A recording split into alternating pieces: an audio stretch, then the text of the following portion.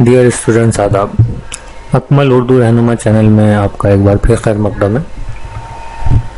जैसा कि आप सब जानते हैं कि अब तक हम उर्दू कवायद के 9 वीडियोस बना चुके हैं। वीडियोस हमारे छोटे छोटे हैं, 10-10, 15-15 मिनट की वीडियोस हम बना रहे हैं ताकि टीचिंग के जो मेथड्स हैं वो एक मेथड आपको एक वीडियो में बता सकें और आप उसको आसानी से समझ सकें और आसानी से याद रखने में भी उसको आपको आसानी हो, क्योंकि लंबे वीडियो जो है वो बोझिल हो जाते हैं और इतना स्टेमिना नहीं होता।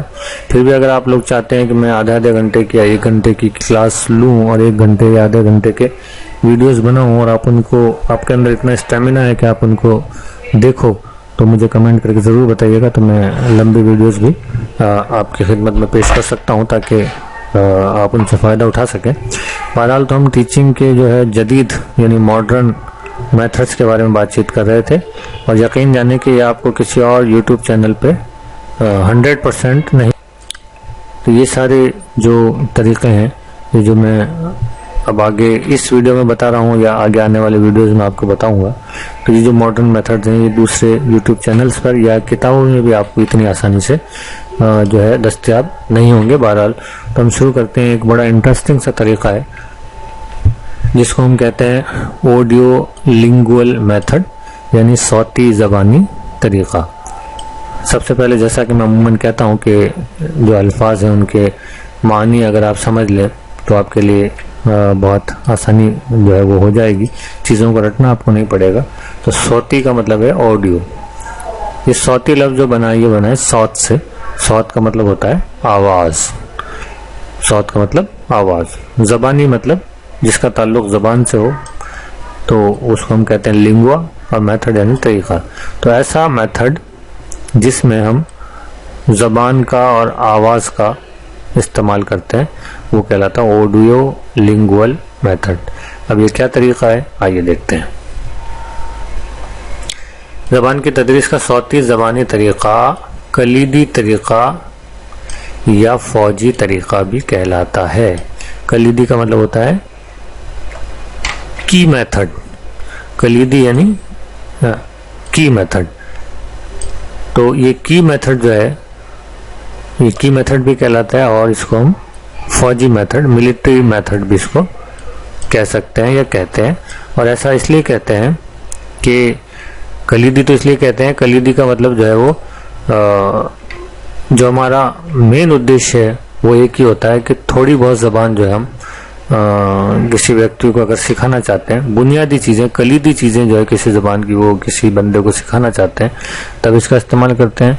और फौजी तरीक़ा इसको इसलिए कहते हैं कि फ़ौज में सबसे पहले फ़ौजियों को स्पेसिफिक कोई ज़बान सिखाने के लिए इस तरीक़े का इस्तेमाल किया गया था, तो इसलिए इसको फ़ौजी तरीक़ा कहते हैं। तो इसमें ज़बान पे जो है वो किसी शख्स को जिसको हम ज़बान सिखा रहे हैं, तो ज़बान पे जो है वो उसको बहुत ज़्यादा कंट्रोल हासिल नहीं होता है कि वो मुकम्मल ज़बान सीख लेगा या वो बहुत बड़ा अदीब बन जाएगा या वो ज़बान में सोचने समझने बहुत अच्छे ढंग से बोलने की सलाहियत हासिल कर लेगा। ऐसा नहीं। इसका मकसद सिर्फ इतना होता है कि जिस मुल्क में फ़ौज को डिप्लॉय किया जा रहा है उस मुल्क के लोगों से वो बातचीत कर ले और अपना काम चला ले। तो काम चलाने लायक बेसिक चीज़ें किसी ज़बान की सिखाने के लिए इस तरीक़े का इस्तेमाल किया जाता है। तो आइए डिटेल हम देखते हैं। इस तरीक़े को फ़ौजी तरीक़ा इसलिए कहा जाता है क्योंकि जिस तरह फ़ौज में फ़ौजियों को मुख्तलिफ़ किस्म की परेड वग़ैरह तकरार और मश्क के ज़रिए से सिखाई जाती हैं, उसी तरीके से इस तदरीस में इस तरीक़ा तदरीस की बुनियाद भी तकरार, दोहरान या मश्क है। तकरार का मतलब होता है रिपीटेशन, किसी काम को बार बार कराना यानी दोहरान। तो और इसको हम मश्क यानी प्रैक्टिस भी कह सकते हैं। प्रैक्टिस करते हैं ना किसी चीज़ को बार बार। जैसे आपने देखा होगा कि मौलवी साहब कुरान शरीफ पढ़ाते हैं तो वो तकरार से चीज़ों को याद कराते हैं। अल्हम्दुलिल्लाह रब्बिल आलमीन, वो आपको कहते हैं 10 बार कहो अल्हम्दुलिल्लाह रब्बिल आलमीन। या कोई लफ्ज़ आप अरबी में गलत बोल रहे हैं तो वो आपको सही बताते हैं, फिर कहते हैं इसको 10 बार कहिए। तो ये कहलाती है तकरार या दोहरान, या इसको हम मश्क यानी प्रैक्टिस भी कह सकते हैं। तो जब हम मश्क के ज़रिए किसी ज़बान को सिखाते हैं तो वो फ़ौजी तरीक़ा कहलाता है। تو یہ سوال یہ پوچھا جا سکتا ہے کہ وہ کون سا طریقہ ہے جس میں وہ زبان کو جو ہے تکرار یا مشق کے ذریعے سکھایا جاتا ہے، تو وہ فوجی طریقہ ہے یا آڈیو لنگول صوتی زبانی طریقہ ہے۔ اس کی جو پس منظر کیا ہے، اس کا بیک گراؤنڈ کیا ہے وہ دیکھ لیتے ہیں۔ اس کی وجہ یہ بھی ہے کہ دوسری عالمی جنگ، سیکنڈ ورلڈ وار، عالمی یعنی جس میں سارا عالم شامل ہو گیا تھا، پوری دنیا شامل ہو گئی تو ایسی جنگ کے دوران امریکی فوجیوں کو دنیا بھر میں تعینات کرنے کے لیے، دیکھیں تعینات لفظ کو دھیان سے دیکھ لیجیے گا، بیچ میں عین ہے جو ہم کئی بار کھا جاتے ہیں، تو اگر عین نہیں لکھا ہے تو وہ لفظ غلط ہے۔ تو یہ املا جو لکھا ہوا ہے آپ کے ریڈ کے سلیبس میں سب سے پہلے لکھا ہوا ہے املا، تو یہ املے کی درستگی کے لیے تو یہ سوال ضرور آئیں گے 2-3 کہ کون سا لفظ صحیح لکھا ہوا ہے، تو اس میں اس طرح کے لفظ پوچھے جاتے ہیں جو ٹیپیکل ہوتے ہیں، تو اس کو دھیان رکھیے گا۔ تو اس کی وجہ یہ بھی ہے کہ دوسری عالمی جنگ کے دوران امریکی فوجیوں کو دنیا بھر میں تعینات کرنے کے لیے انہیں زبان کی مہارتوں سے آشنا کرنا ضروری تھا۔ زبان کی جو اسکلز ہیں، کشلتا ہے زبان کی، اس سے ان کو بھگے کرنا تھا، ان کو سکھانا تھا وہ۔ اس لیے اس وقت یہ طریقہ تدریس بڑا کارآمد ثابت ہوا، کیونکہ اس کی مدد سے ایک ساتھ بڑی تعداد میں فوجیوں کو زبان کی تدریس کیا جانا ممکن ہو سکا۔ تو جیسے فوجیوں کو پریڈ وغیرہ کرائی جاتی ہے نا، ایک ساتھ سینکڑوں فوجی کھڑے ہوتے ہیں اور آپ ان کو جو ہے وہ پریڈ کرا دیتے ہیں، ان کو کہتے ہیں بائیں موڑ، سب ایک ساتھ مڑتے ہیں، دائیں موڑ، سیدھے کھڑے ہو وغیرہ وغیرہ۔ تو اسی طریقے کا استعمال جو ہے فوجی طریقے میں یا آڈیو لنگول طریقے میں کیا جاتا ہے کہ ایک بڑی تعداد میں لوگوں کو سامنے بٹھا کر ایک ساتھ ان لوگوں کی تدریس کی جا سکتی ہے، ان کو یہ زبان سکھائی جا سکتی ہے کوئی بھی۔ یہ طریقہ تدریس غیر ملکی زبانوں کی تدریس کے لیے استعمال کیا جاتا ہے۔ یہ طریقہ، اب اس کا مطلب کیا ہے، یعنی جو مادری زبان ہے آپ کی، جیسے آپ ہندوستان میں رہتے ہیں تو ہندی سکھانے کے لیے طریقہ استعمال نہیں کیا جائے گا۔ یہ دوسرے ملک کی کوئی زبان یا کوئی باہر کی زبان آپ سکھانا چاہتے ہیں تو اس کے لیے ہے یہ طریقہ، یہ ذہن میں رکھیے گا آپ۔ یہ طریقہ بی ایف اسکینر کے طرز عمل کے اصول، یہ آپ نے پڑھا ہوگا شکشا منووگیان میں، بیہیویئرسٹ تھیوری جو ہے، ویوہار کا جو منووگیان ہے، جو تھیوری ہے، یہ آپ نے اپنے شکشا منووگیان میں پڑھا ہوگا، تو اس پر یہ طریقہ جو ہے وہ ڈیپینڈ کرتا ہے، اس پر بیسڈ ہے۔ اس کے مطابق مخلوق یعنی تمام جیو، انسان اور جانور سب شامل ہے اس میں، تو اس کے مطابق مخلوق میں تمام رویے، یعنی ان کے جو بیہیویئر ہے، ان کا جو رویہ ہے، وہ دہران اور ترغیب و ترہیب کی وجہ سے حاصل ہوتے ہیں۔ تو انسانوں میں یا جتنے بھی مخلوق ہیں، ان کے جو رویے ہیں، ان کے جو مزاج ہیں، ان کی جو عادتیں ہیں، وہ کس وجہ سے ہیں؟ دہران کی وجہ سے ہیں۔ اس کا ایک سمپل سا ادھارن میں آپ کو دیتا ہوں کہ آپ نے دیکھا ہوگا کہ اگر کسی گھر میں ماں یا باپ گالیاں دیتے ہیں، اپنے بچوں کو دیتے ہیں، آپس میں دیتے ہیں، دوستوں کو دیتے ہیں یا ویسے دیتے ہیں، تو آپ دیکھیں گے کہ وہ جو دہران ہوتا ہے بار بار گالیوں کا، بچے اس گھر میں اگر کوئی بچہ ہے تو اس کے کانوں میں بھی جب بار بار گالیاں پڑتی ہیں تو وہ بھی دھیرے دھیرے گالی دینا شروع کرتا ہے، اور بار بار جب وہ گالیاں دیتا ہے، دہران کرتا ہے، تو ایک طرح سے اس کی پریکٹس ہو جاتی ہے، مشق ہو جاتی ہے، اور وہ گالیاں دینا سیکھ جاتا ہے۔ تو گالیاں دینے کے لیے کوئی اسپیشل کلاسز نہیں لگائی جاتی، کوئی اسکولس نہیں ہیں، کالجز نہیں ہیں، آٹومیٹک بچہ دیکھتا ہے اور جو ہے دھیرے دھیرے سیکھتا ہے۔ ایک چیز آپ نے اور نوٹ کی ہوگی کہ عموماً ہمارے محلوں میں، ہندوستان کے محلوں میں آپ نے دیکھا ہوگا کہ جو لوگ سڑکوں پر گھوم رہے ہیں، چاہے لڑکے ہیں، بچے ہیں، بڑے ہیں، تو وہ چلتے چلتے اچانک منہ میں تھوک بھرتے ہیں اور پچک سے کہیں بھی تھوک دیتے ہیں۔ تو کورونا جیسے کال کے اندر جب اتنی بیماری بڑھی ہوئی تھی، اس وقت بھی ان کا یہ طرز عمل جاری تھا۔ تو یہ جو تھوکنے کی جو یہ عادت ہے، یہ کہاں سے آئی؟ اس کے لیے بھی کوئی ٹریننگ نہیں دی جاتی اور نہ ہی تھوکنے کی ضرورت ہوتی، یہ ہم ایک دوسرے کو دیکھ کر سیکھتے ہیں سوسائٹی میں کہ میرا دوست تھوک رہا ہے میں تھوکوں، میرا باپ تھوک رہا ہے تو میں نے بھی تھوکنا سیکھ لیا۔ تو یہ سب کیوں ہوتا ہے؟ اور دھیرے دھیرے یہ عادت بن جاتی ہے، پھر وہ برا بھی نہیں لگتا۔ تو یہ کیونکہ دہران ہوتا ہے بار بار کسی چیز کا، کسی بات کا، کسی کام کا، آپ کے گھر میں، محلے میں، دوستوں کے ساتھ، تو جب یہ دہران ہوتا رہتا ہے تو اس دہران سے ہی ہمارا بیہیویئر عادت ویسی بن جاتی ہے، چاہے گٹکا کھانے کی عادت ہو، چاہے سگریٹ پینے کی عادت ہو۔ ایک بار ایک دوست آپ کو گٹکا کھلائے گا، دوسرے دن پھر تھوڑا سا کھلائے گا، تیسرے دن کھلائے گا، تو جب بار بار دہران ہوگا تو پھر آپ اس کے عادی بن جائیں گے، اور وہ آپ کے ویوہار میں، آپ کے بیہیویئر میں جو ہے وہ چیز، آپ کے رویے میں وہ چیز شامل ہو جائے گی۔ تو بی ایف اسکینر کی تھوڑی یہی کہتی ہے کہ کسی کام کو بار بار کرنے سے، دہران کرنے سے کسی کام کا وہ چیز رویے میں یا عادت میں شامل ہو جاتی ہے، تو اسی کو بنیاد بنا کر اس طریقے کا استعمال زبان کو سکھانے میں کیا جاتا ہے.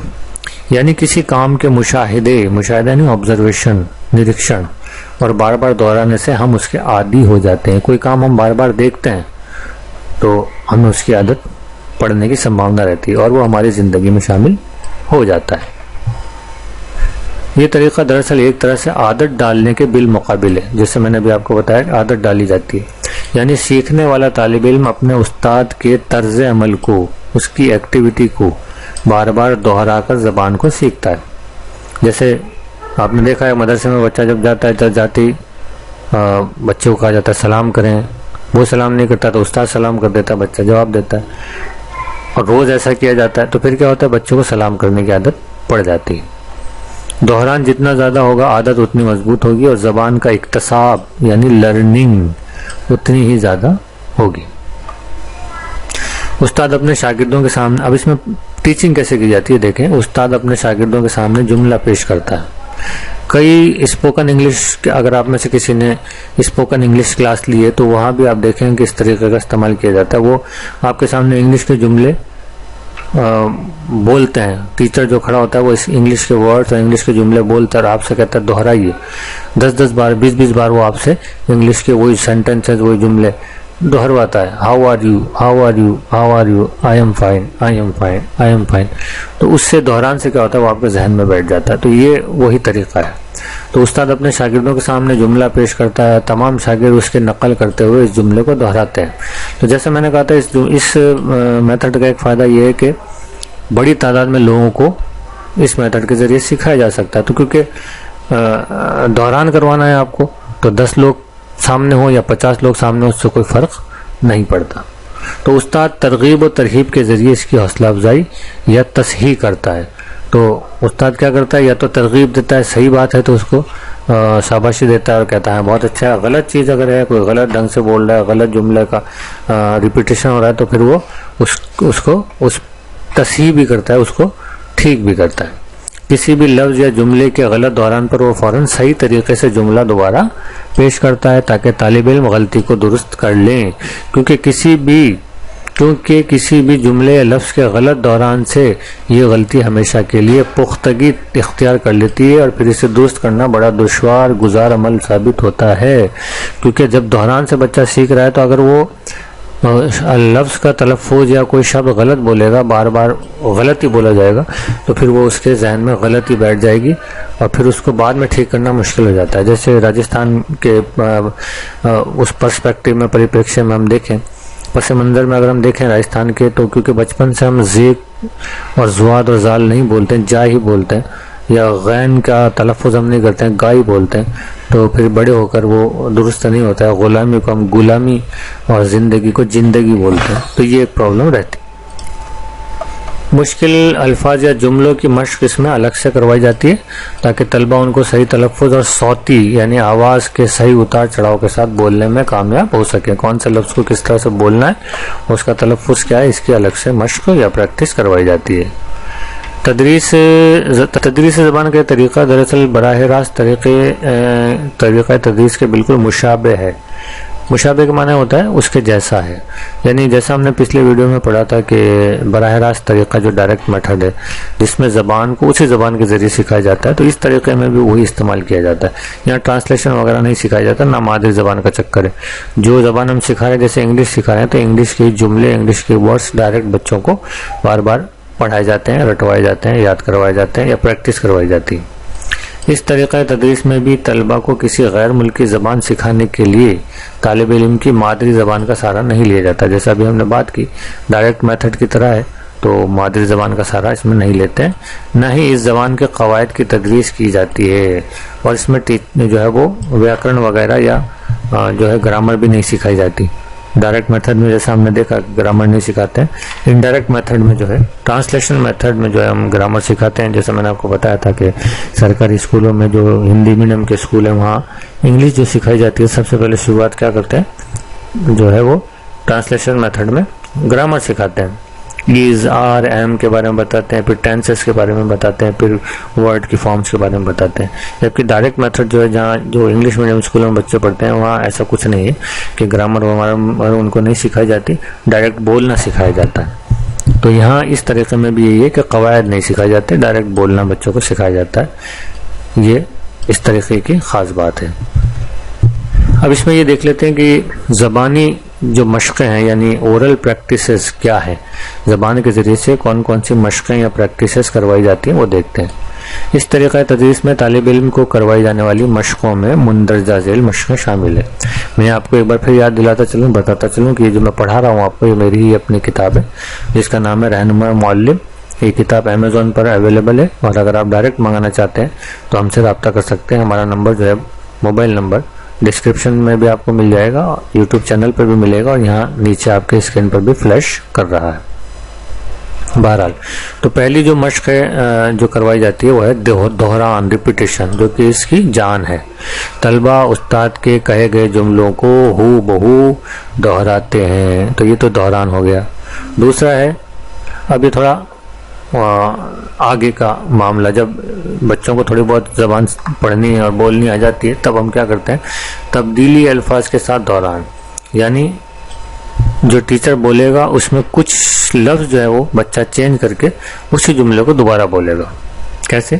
جملے میں کسی ایک لفظ کو ہٹا کر اس کی جگہ دوسرا ہم معنی، اسی معنی کا، اسی میننگ کا، یا جملے کی مناسبت کے اعتبار سے جملہ کس طرح کا ہے اس کے مطابق کوئی دوسرا متبادل لفظ جوڑ کر، متبادل یعنی اس کے بدلے کا کوئی دوسرا لفظ جوڑ کر طالب علم دہراتا ہے.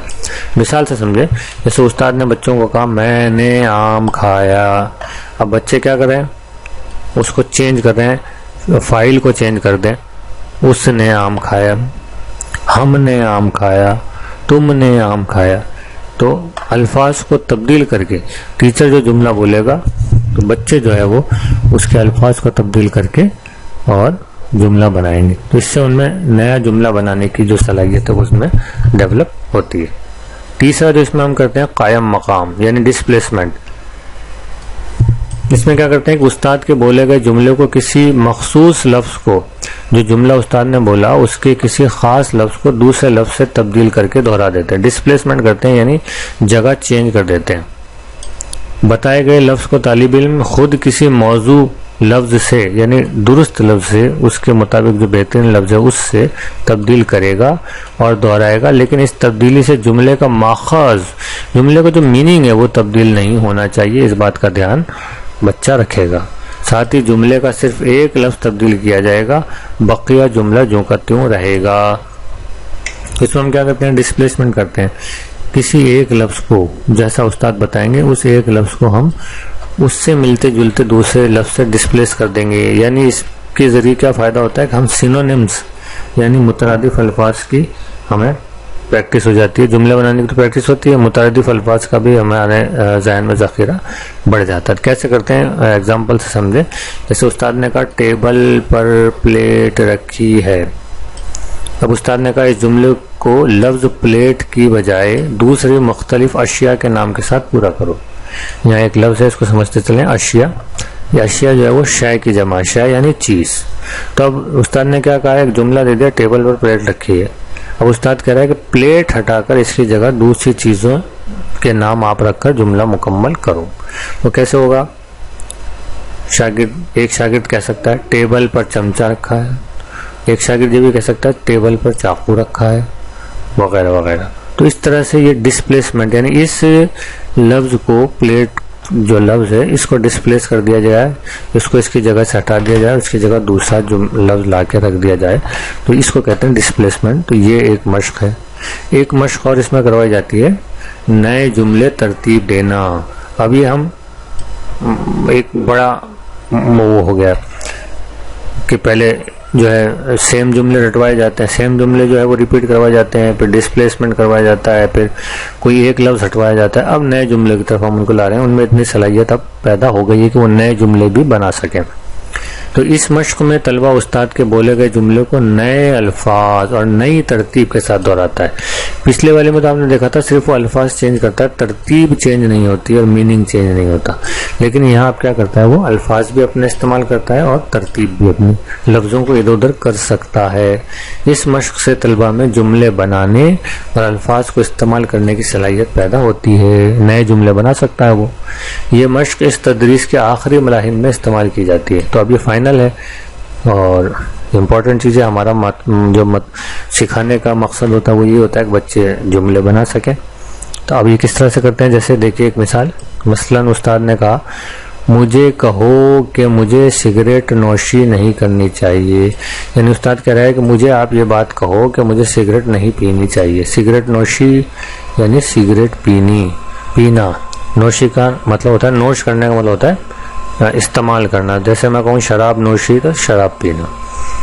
تو اب شاگرد اس کو ایسا جملہ بنائے گا جس کا میسج یہ ہونا چاہیے جو استاد چاہتا ہے، الفاظ اپنے استعمال کرے گا. تو شاگرد یہ کہہ سکتا ہے آپ کو سگریٹ نوشی نہیں کرنی چاہیے. تو اب جملہ کس نے بنایا، شاگرد نے، یعنی اس کے اندر اتنی صلاحیت پیدا ہو گئی کہ وہ جملہ بنا سکے.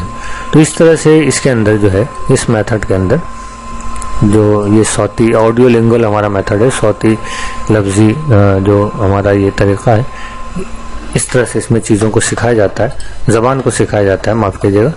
اور زبان کی جو 4 مشقیں ہیں، پہلی ہے دہران، دوسری ہے تبدیلی الفاظ کے ساتھ دہران، تیسری ہے قائم مقام ڈسپلیسمنٹ، اور چوتھی جو فائنل ہے ہماری نئے جملے ترتیب دینا. تو اس طرح سے جو ہے یہ زبان سکھانے کا ایک بہت امپورٹنٹ اور جدید طریقہ ہے. اور یہ سائیکولوجیکل بھی ہے کیونکہ یہ BF اسکینر کے جو سدھانت پر آدھارت ہے، صوتی زبانی طریقہ.